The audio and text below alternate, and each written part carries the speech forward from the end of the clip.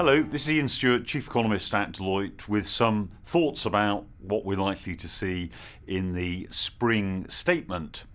Now, the clue's in the name, the spring statement, not budget. And the UK is switching to one budget a year, like most other countries. That big budget on tax and spending will take place in November. This spring statement on the 13th of March is not going to be about tax and spending. The big focus instead is going to be updates to the official economic forecasts for the UK.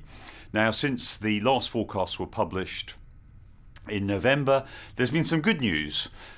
The global economy has shown stronger than expected growth. UK productivity growth in the second half of 2017 picked up, and public borrowing in the UK has come in under expectations. So what does that mean for the spring statement, for these new forecasts? Well, my guess is that the Office of Budget Responsibility, the independent forecasters, are probably not going to change their view on UK growth. They're going to remain pretty cautious, notwithstanding the better global picture. So my guess is they'll probably stick with growth coming in at maybe 1.4% in 2018. That's their current forecast. I think if anything, the risks are that they slightly upgrade that forecast.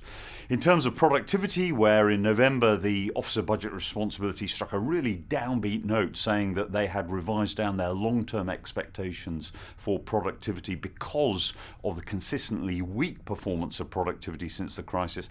My feeling is that they won't feel there's enough evidence from just 2 quarters of good productivity numbers to change that fundamental pessimism about long-term productivity.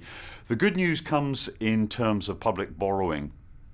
We've seen a much improved trend, much lower numbers for public borrowing in recent months. I think that will enable the Office of Budget Responsibility to substantially downgrade their expectations for public borrowing in this financial year and coming financial years. So pulling it all together, I don't think we're going to see huge changes in these forecasts in what anyway is a greatly pared down statement.